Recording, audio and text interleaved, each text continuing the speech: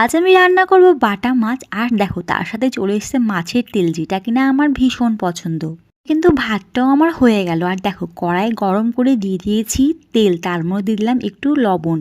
শুনেছি লবণ দিলে নাকি তেল ছিটকায় না, আমিও দিয়ে একবার ট্রাই করলাম। তো হালকা হালকা তেল তো ছিটকাচ্ছিল। তারপরে দেখো মাছগুলো এদিকে আমি লাল লাল করে ভেজে কিন্তু উঠিয়ে নিয়েছি। আলু বেগুন দিয়ে রান্না করব, তাই জন্য কিন্তু এক এক করে কিন্তু প্রথমে আমি ভেজে নেব। প্রথমে আলুটা তোমরা দেখতে পেলে লবণ হলুদ দিয়ে লাল করে কিন্তু ভেজে নিলাম। তারপরে কিন্তু বেগুনগুলো লাল করে কিন্তু ভেজে নেব লবণ হলুদ দিয়ে। মশলার মধ্যে দিব সরষা, জিরা, শুকনো লঙ্কা, আদা আর ধনেপাতা।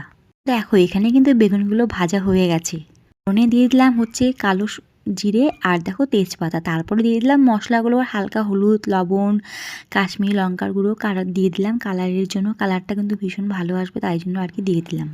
মশলাটা ভালো করে কষিয়ে এলে দিয়ে দিলাম টমেটো। মশলাটা কিন্তু হালকা আছে, কিন্তু আস্তে আস্তে করে কিন্তু কষাতে হবে। তারপরে দেখো দিয়ে দিলাম হচ্ছে আলু। দেখো এদিকে দিয়ে দিলাম বেগুন। আর হ্যাঁ বন্ধুরা, আমি কিন্তু রান্না করতে ভীষণ ভালোবাসি, আর রান্না করতে কিন্তু আমার ভীষণ ভালো লাগে। পরে দেখো দিয়ে দিলাম এখানে মশলা কষিয়ে এলে জল, আর দিয়ে দিলাম কাঁচা লঙ্কা চেরা, যেহেতু আমার একটু ঝাল ঝাল খেতে ভালোবাসি। তারপরে দিয়ে দিলাম ভেজে রাখা বাটা মাছগুলো। রান্নাটা কেমন লাগলো অবশ্যই জানিও। আর হ্যাঁ, মাছের তেল ভাজাও করেছিলাম।